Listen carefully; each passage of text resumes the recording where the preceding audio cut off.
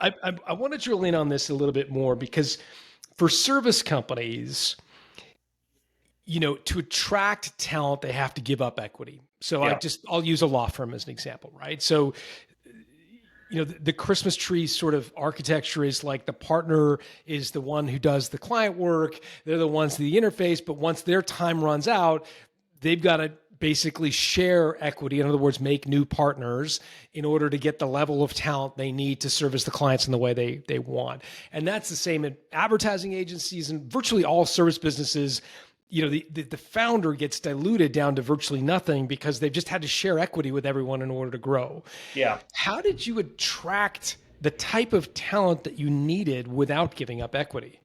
Yeah, a couple things. One is I built a very substantial workforce nearshored. So I built a lot of my employees out of Latin America.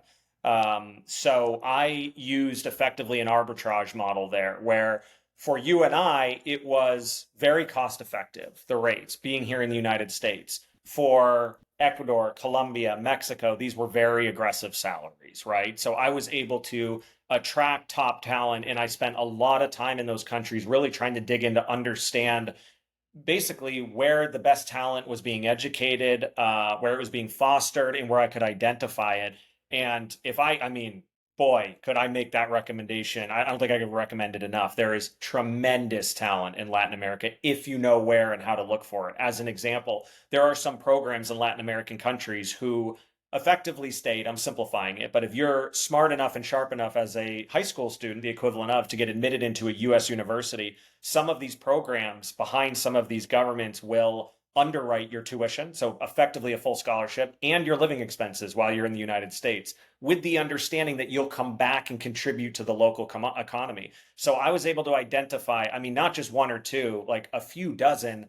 I mean, Boston University, Northeastern, Penn State, Ohio. I mean, these are, great universities in the United States. However, they're living in Medellin, Colombia. They're living in Quito, Ecuador. They're living in Mexico City, and they effectively command a rate that is commensurate with more locale, not with necessarily even like their peers here in the United States, despite having the same degree and graduating from the same university. So there was a great way there to kind of arbitrage tremendous talent at an effective enough rate that we were able to keep our margin high enough that I was able to give a lot of raises. I was able to give a lot of bonuses. I was able to build a very strong, aggressive compensation model for people, even for a small company, right? Things that would mirror some of the big companies.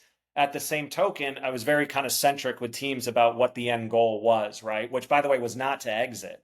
The goal was to become the known, the absolute go to agency for all things. We call it post click optimization. That's experimentation, A B testing, multivariate testing, what have you. And then I kind of painted the vision that as we grew, there would be virtually unlimited upward mobility for them, not only on a compensation scale, but also on a leadership scale. So I painted out that, like, right now we called them growth leads. They were our kind of like senior most people. There's a growth lead, then there's an account manager underneath them. Soon there will be a head of growth leads. Then there will be a department overseeing the pods. Then there will be a senior management team overseeing them. And we'll build up this typical corporate hierarchy and basically to imply upon them or to impress upon them that the longer you stick with me, the harder we work together, the more value we together as a team can bring, the higher the propensity for you to be at the top. And super honestly happy to say some of those folks who started with me in the early days stayed with me all the way through and saw pretty decent cash windfall because I included them on part of the exit there. Did they And have so options, or was it just a gift that you gave them, or how did no, that this work? was part of the This is part of the flow of funds. Yeah. So this was they didn't know it was coming. This was mainly like I told you I would take care of you type of thing, right? And Yeah, I yeah. made good on my word. And so kind of went to bat for them in order to get the equivalent of options, if you will, in the parent company ended up building us. But at the same time, out of at least the cash component of what I took, there was a whole piece carved out there for them, right? Some of my senior leadership. So yeah, it's just constantly trying to paint the vision for folks and make sure that they're staying aligned with that typical CEO things, but at the same time, finding ways to stay profitable, but arbitrage, I would say, lesser expensive talent that is equally as talented, if you want to call it that. So I'm going into LinkedIn and I'm searching Columbia, Boston University, marketing, like those three words, and I'm trying to find who comes up. Is that how you're finding these people? No, no, no. So I built relationships in country, right? So as Okay. an example, like in Colombia, they have a great organization, Pro Colombia. They also have one out of Medellin called Ruta N, and these are effectively arms. They're non-for-profit, I don't believe, but they're basically arms of the government to try to encourage and spur international investment, exposure of local talent to international companies. So just classic stuff. I spent a lot of time on the ground in those countries and started to meet folks and hear about it. I'm located here in Miami, so obviously they have a heavy presence here.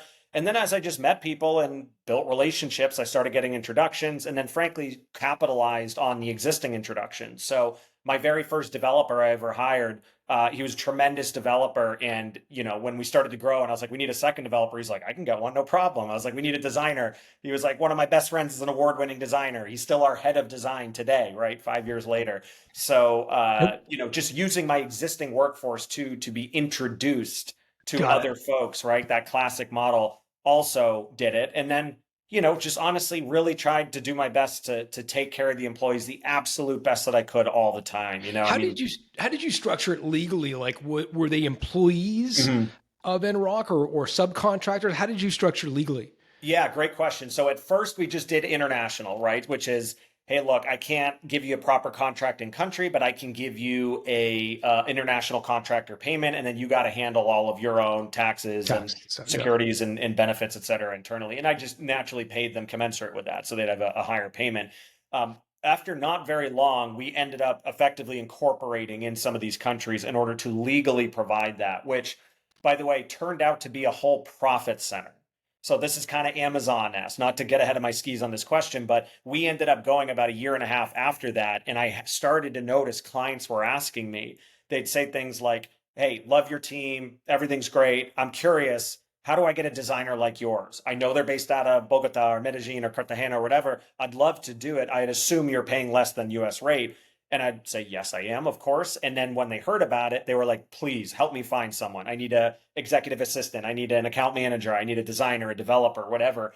And so I basically just said, well, I've got a constant influx of leads coming in. If we find somebody that's not a good fit for us, but might be a good for you, I can put them on my payroll, give them my benefits package, and then just bill you a fee. And that turned out to be what was a cost center for us, turned out to be a profit center for us. So we were able to Genius. monetize, yeah, that too, which turned out to be a whole ancillary business model that, by the way, did get wrapped up in our acquisition too. So that worked out really well. But yeah. I find that just incredibly fascinating, and again, very unusual in a services business that the founder would be able to retain 100% of the equity. So, walk me through how big did you get this company? So, and if I'm getting the numbers right, 2016, 2017, 2000, you're kind of a hired gun, lone wolf. You make the decision. There's a lot of demand here in 2019. You start to hire people. Like, how big did you get Yeah. before you decided to sell?